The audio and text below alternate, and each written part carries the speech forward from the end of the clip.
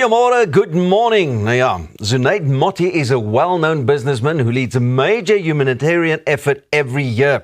Through his foundation, Moti Cares, he's donating about 20,000 blankets and loaves of bread to South Africa's most vulnerable communities this winter. And he is here especially to tell us more about that this morning. Zunaid, good morning and welcome. Good morning and thank you for having me here. Fabulous, man. You're looking so comfortable. Yeah, woke up quite early this morning. Thank you so much for that.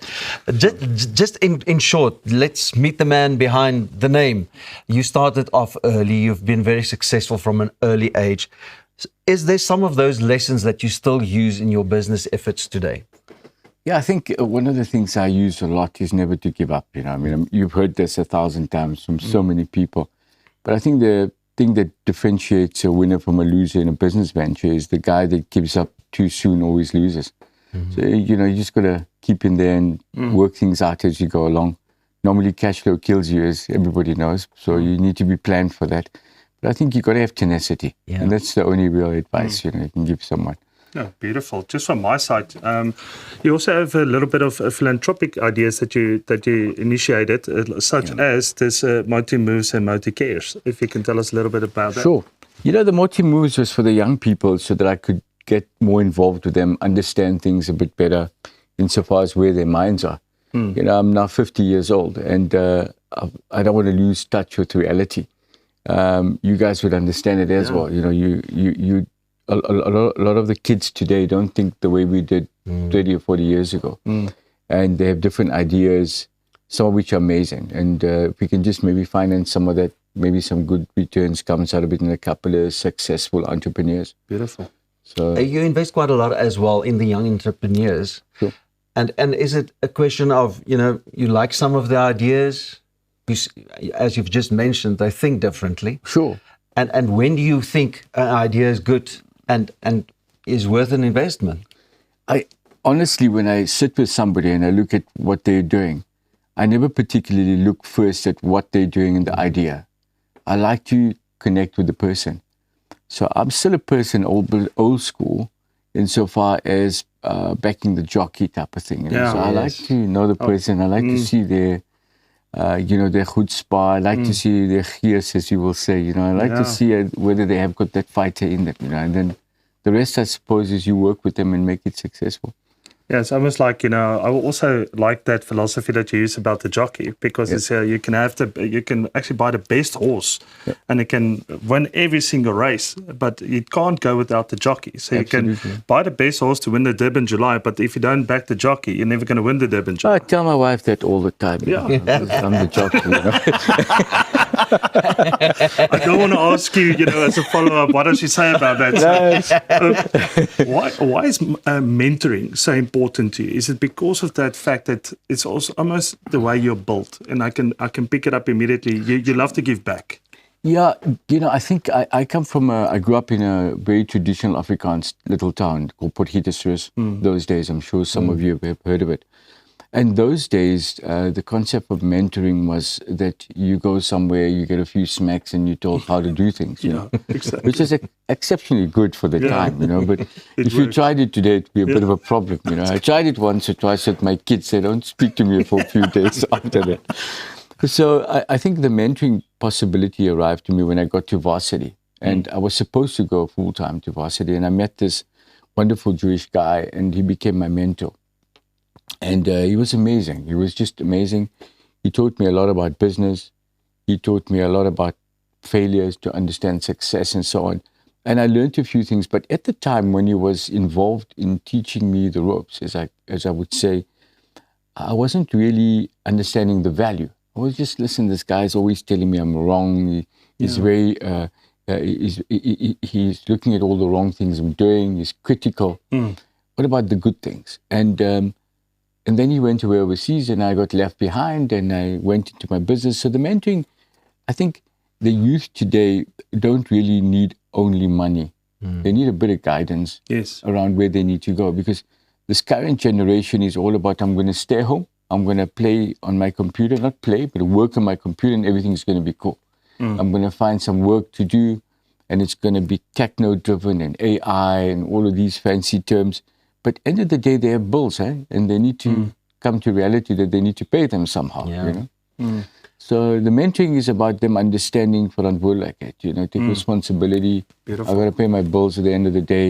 How am I going to do it? I always was worried about that. I'm sure you guys understand, you know. Accountability. Zunaid, you're coming out of Potgietersrus, né? Yeah. So ons kom ons maar in Afrikaans gesels. Wat Dis 'n gebeur bietjie, nou ja. in hierdie kant? The Winter Blanket Drive or Moti Cares is all about giving back to the communities. And what do you enjoy about giving back?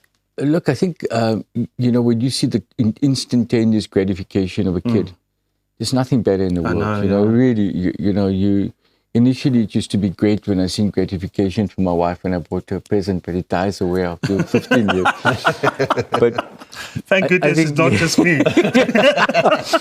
you know, when you see a kid in a little gesture, it can make such a difference. True. It's just amazing, you know.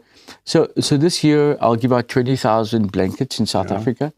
In Botswana, I'll give out another 20,000. I've moved into Botswana from a business perspective, and then Zimbabwe.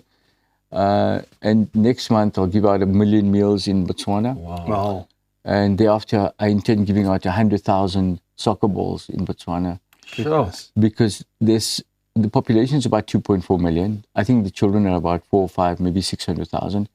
And I just wanted the balls to become a way of them connecting, communicating, and, you know, in the rural areas of Botswana, I don't know if you've ever been, it's just amazing. Yeah. But people are very happy with a lot less. And a simple thing like a soccer ball makes a huge difference to a bunch of kids, you know. So I'm enjoying that. So the next 3 months I'm busy with that, you know, and I'm enjoying it. But at this stage, you're actually doing a lot of weekend work. Yes. So you guys are handing out a lot of, blankets over weekends. Look, I told you I'm married for 15 years, so I'm trying to find things to do on the weekend. No, I think his wife told him, listen, you need to do something on weekends. No, you know, the weekends are important for me because I get to take my kids. I have kids that range from 26 to 2 years old. So and there are 8 of them, you know, so it's good to put them in the bus and take them. High five on that. Kind of doing it the African way, you know, the South African way.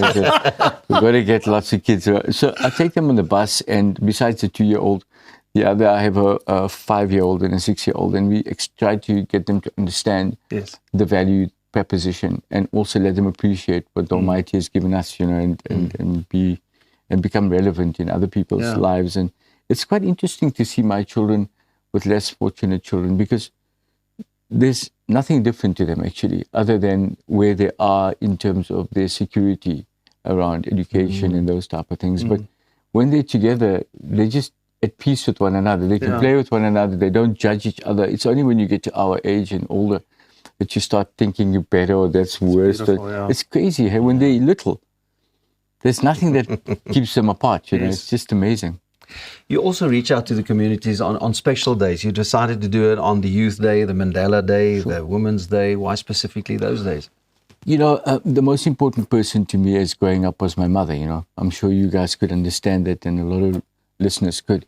And she passed a couple of years ago, and I was a kid that lived with my mother since the day I was born till the day, she died. And it was a very big problem with the previous marriages, you know. But the issue for me was that I found it important for you to center yourself around family. So I like to use these opportunities just to remind people about their parents, about children, but more particularly parents, because I spend time going to old age homes. I spend time looking at what old people do, and I'm disappointed to see that a lot of us put them away in these homes, and then we never see them. And they become a telephone call, and that's a problem, I'll send some money. So I think that we have a bit of work to do as a community around looking after the old and loving them and caring, reaching out and making sure they understand their value. So I'm trying to put that into our youth's head again. Obviously, I'm getting there sooner or later, and getting older. I hope that I won't be a victim of that. But Zunaid, so you, just like you select businesses, you actually select charities. So how do you select that? It must be a tough thing to do. Well, you know, for me, it's quite a simple thing. I'm directed by the communities, really. If someone says to me, look, we need this, I go and check it out, or I send someone to check it out, because I think it's important for you to make sure where your money is going. But why you need to personally get involved and check these things yourself is because then you know for certain that whatever you're giving is going for the right cause and is being utilized correctly. A lot of people write checks and never worry about where it ends up. And there's a lot that goes along the way to make sure that the right people are getting it. So it is not easy, but I think it takes time for you to do it. Speaking of which, we have a competition as well. Zunaid said, listen, let's give a little bit more. Like you, I mean, looks like entrepreneurs, like the two of you, also have small hearts like this. You have to give. I think it's an easy principle. Yes. Thais, I also have very good news. Moti Cares would like to gift 4 charities 5,000 Rand or 50 blankets. And you can nominate the charity. All you have to do is follow Goeiemôre, Good Morning. Post the charity of your choice with a description of the charity in your caption and tag Zunaid Moti and Goeiemôre, Good Morning. Zunaid, thank you very much for that. Thank you very much for having me. I can't believe that. Thank you very We'll much. make something special on that as well. And we'll stay in contact. And Sure. Ja, that will be fabulous. Jan, dit was nou baie lekker. Baie dankie. Baie dankie. Ek weet hy hou van 'n koppietjie koffietjie. Ek weet nie hoe voel dit dalk so oor daai goedjies wat van Skotland afkom met 'n glasie en 'n ysie in die wa. Maar ons gaan weer kuier. Zunaid Moti, baie dankie vir jou kuiertjie. Bly ingeskakel want net hierna gesels ons met Christyn en Bella oor hulle nuutste enkelsnit Winter in die Kaap. Maar met hierdie goeie nuus